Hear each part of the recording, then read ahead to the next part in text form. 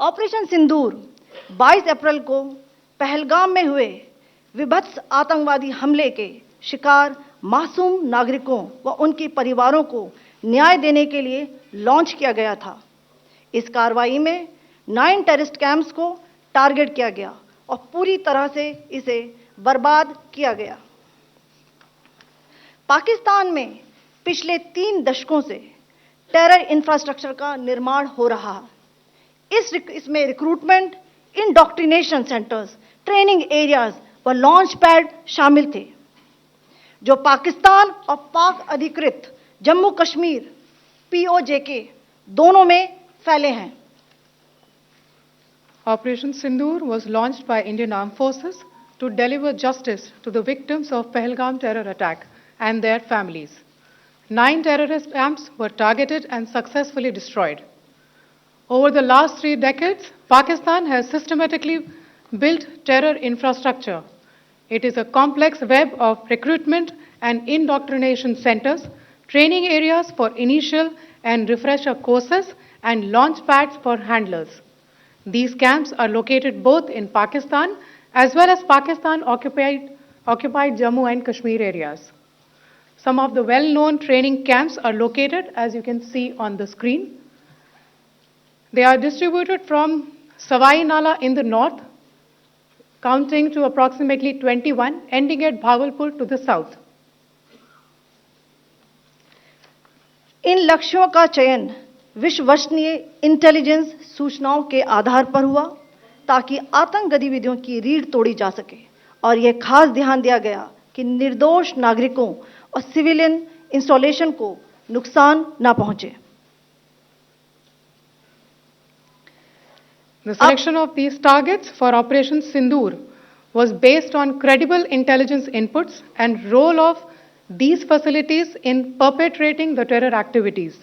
The locations were so selected to avoid damage to civilian infrastructures and loss of any civilian lives.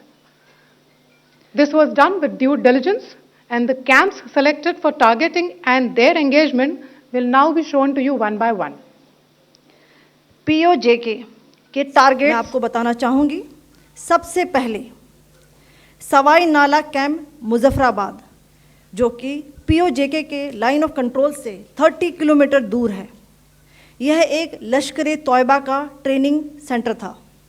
20 अक्टूबर 2024 सोनमर्ग, 24 अक्टूबर 24 गुलमर्ग, 22 अप्रैल 2025 पहलगाम, इन हमलों के आतंकियों ने यहीं से प्रशिक्षण लिया था। सैयदना बिलाल कैंप मुजफ्फराबाद, यह एक जैश ए मोहम्मद का स्टेजिंग एरिया है। यह हथियार, विस्फोटक और जंगल सर्वाइवल ट्रेनिंग का केंद्र भी था। गुलपुर कैंप कोटली, यह LOC से 30 किलोमीटर दूर था। लश्कर तौयबा का बेस था, जो रजौरी, पुंछ में सक्रिय था। 20 अप्रैल 2023 को पुंछ में और 9 जून 2024 को तीर्थ यात्रियों के बस हमले में यहीं से आतंकी को ट्रेन किया गया था।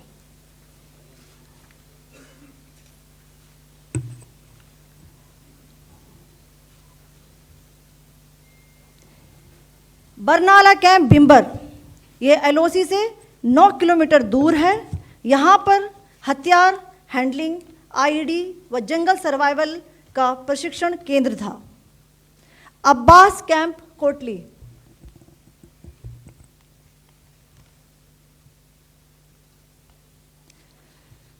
यह LOC से 13 किलोमीटर दूर है। लश्कर तौयबा का फिदाइन यहाँ तैयार होता था। इसकी कैपेसिटी 15 टेररिस्ट को ट्रेन करने की थी।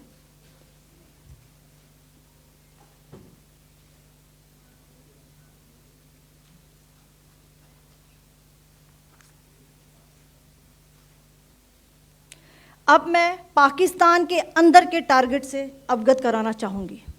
पहला, सर्जल कैंप सियालकोट,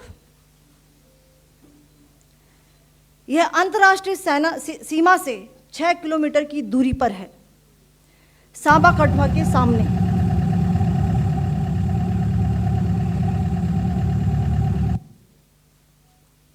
मार्च 2025 में जम्मू एंड कश्मीर पुलिस के 4 जवानों को की जो हत्या की गई थी, उन आतंकवादियों को इसी जगह पर ट्रेन किया गया था। दूसरा, महमूना जाया कैंप सियालकोट, यह 18 से 12 किलोमीटर आईबी से दूर था। हिजबुल मुजाहिदीन का बहुत बड़ा कैंप था। ये कठुआ जम्मू क्षेत्र में आतंक फैलाने का नियंत्रण केंद्र था। पठानकोट एयरफोर्स बेस पर किया गया हमला भी इसी कैंप से प्लान और डायरेक्ट किया गया था। मरकज ताइबा मुरीद के, यह आईबी से 18 से 25 किलोमीटर दूरी पर है। 2008 के मुंबई हमले के आतंकी भी यहीं से प्रशिक्षित हुए थे। अजमल कसब व डेविड हेडली भी यहां ट्रेन हुए थे।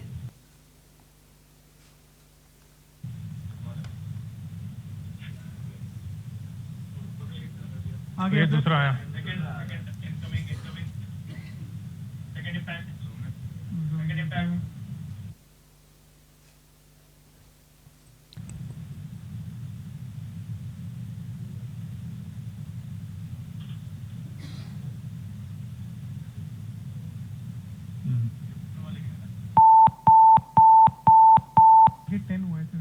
टारगेट 10 हुआ, एंक्लोजर सेम ही है।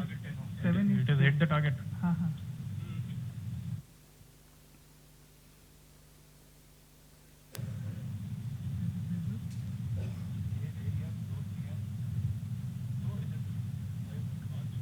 आ गया सर, इम्पैक्ट।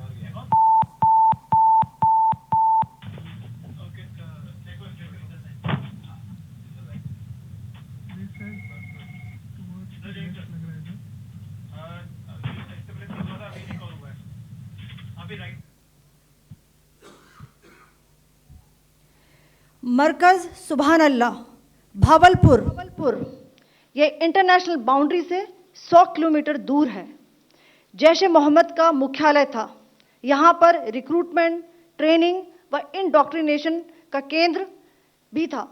शीर्ष आतंकी अक्सर यहाँ आते थे। मैं आप सबको बताना चाहती हूँ कि किसी भी सैन्य ठिकाने का निशाना नहीं बनाया गया और अभी तक किसी तरह की नागरिक क्षति की रिपोर्ट नहीं है। धन्यवाद। जय Hind. The strike on the terror camps were undertaken through precision capability, as shown to you. A niche technology weapons with careful selection of warheads was ensured so that there will be no collateral damage. The point of impact in each of the target was a specific building or a group of buildings. All the targets were neutralized with clinical efficiency, and the results reiterate the professionalism of the Indian Armed Forces in the planning and execution of their operations. No military establishments were targeted. India has demonstrated considerable restraint in its response. However, it must be said that the Indian Armed Forces are fully prepared to respond to Pakistani misadventures, if any, that will escalate the situation. Jai Hind, and thank you very much.